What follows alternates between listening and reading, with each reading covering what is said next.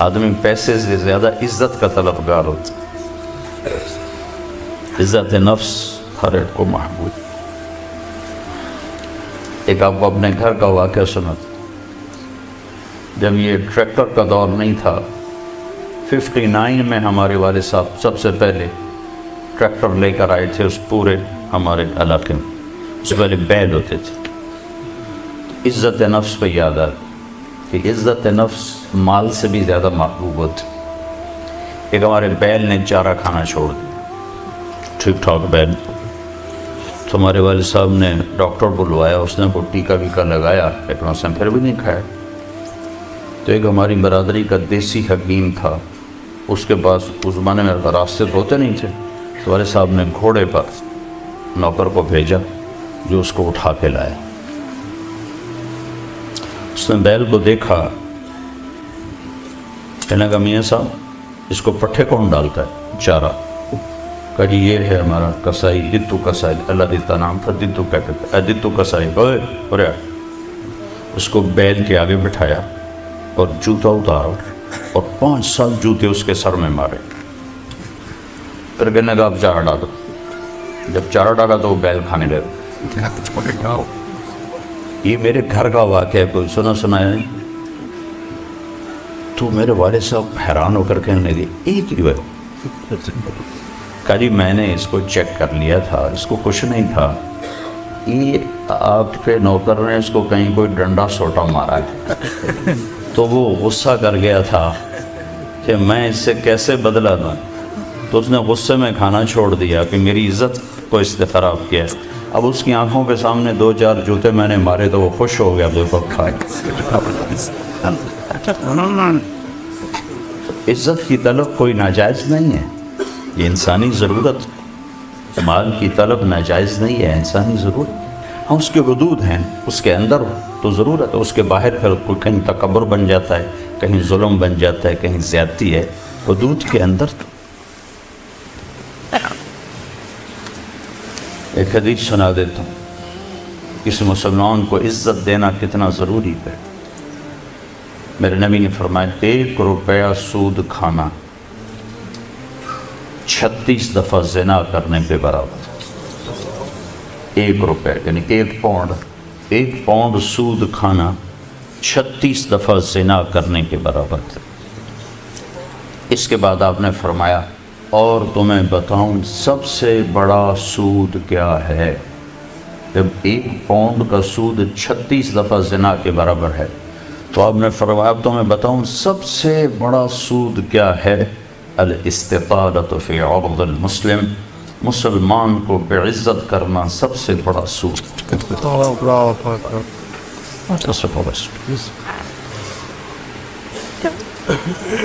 تو نوکر آپ کو پروٹوکول دیں گے، خوشی ہوگی، جنت سے بڑھ کے خوشی ہوگی۔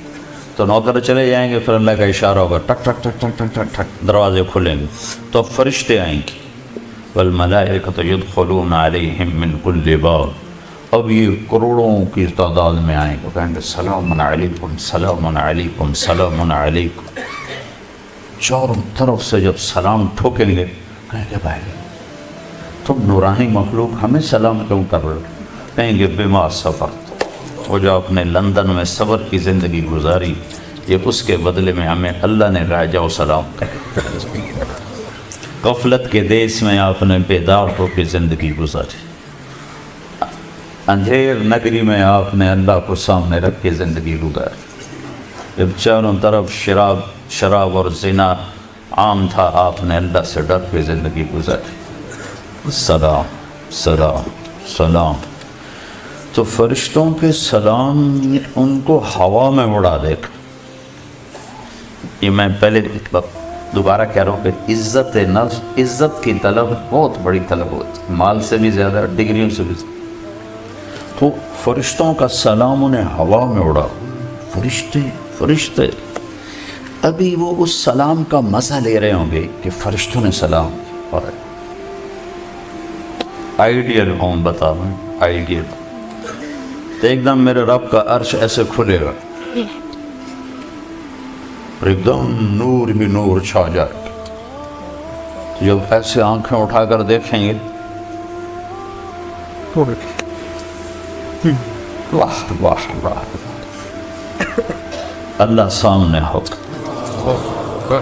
اور اللہ کہے گا سلام قول من رب الرحیم، اب تمہارا رب بھی تمہیں سلام پیش کرتا اور پروٹوکول کی آخری حد، تمہارا رب تمہیں سلام پیش کرتا ہے، سلامان قولا من رب الرحیم، رب رحیم، اے میرے بندو، اے میری بندیو جنہوں نے دنیا میں مجھ سے ڈر کے زندگی گزاری، میں تمہارا رب تمہیں سلام پیش کرتا ہوں اور تمہیں مرحبا کہتا ہوں، تمہیں ویلکم کرتا ہوں۔ پھر میرے نبی نے فرمایا اللہ ہر ایک کا نام لے کر حال پوچھے گا، ہر مرد عورت کا نام لے گا، نام لے کر گئے کیا حال ہے، ٹھیک ہے، کوئی تکلیف تو نہیں، کوئی حاجت تو نہیں، کوئی پریشانی تو نہیں۔ تو جب یہ اللہ کو دیکھیں گے کہیں گے یا اللہ ہم تو تیری عبادت ہی نہ کر سکتے، ہمیں تو پتہ ہی نہیں تھا تو ایسے حسن و جمال والا ہے، کیا یہ ہو سکتا کہ ہم تو یہ ایک سجدہ کریں جیسے لندن میں کرتے تھے؟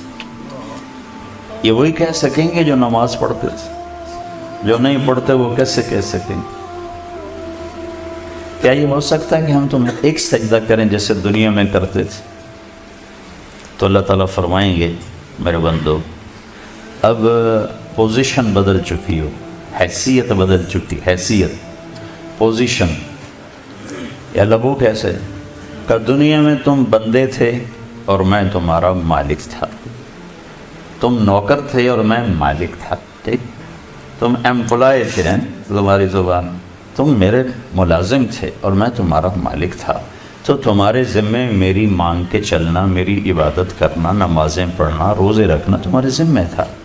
اب جنت میں آ کے حیثیت بدل گئی ہے، اب تم مہمان ہو اور میں تمہارا میزبان ہوں۔ کیا ہوسٹ کہتے ہیں میزبان کو؟ تو اب تم میرے لیے مہمان ہو، میں تمہارا ہوسٹ ہوں، اور مہمان کو تکلیف نہیں دی جاتی، مہمان کو بٹھا کے کھلایا جاتا ہے، جاؤ کلو واشربو، کھاؤ پیو، ہنیہا، ہنیہا کا کیا مطلب ہے؟ کھاؤ، ہر لقمے کی لذت پہلے سے زیادہ پاؤ، کھاؤ، کھانے کے بعد پخانا کوئی نہیں، پیو، ہر گھونٹ کی لذت پہلے سے زیادہ پاؤ، پیو، پینے کے بعد پیشاب کوئی، بیماری کوئی۔ پھر پینے پلانے کی بھی 3 محفلیں قرآن نے بتائیں کہ یہاں شراب نہ پیو، آپ کے یہاں عام ہے، اس لیے ہر دفعہ میں بتاتا ہوں کہ اللہ کرے آگے والی سوچ دل دماغ پہ چھائی رہے کہ یہاں میرا رب ہر اس چیز سے روکتا ہے جو انسانی وقار کو ختم کرنے والی اور انسانیت پہ داغ، تو یہاں کہتا شراب نہ پیو۔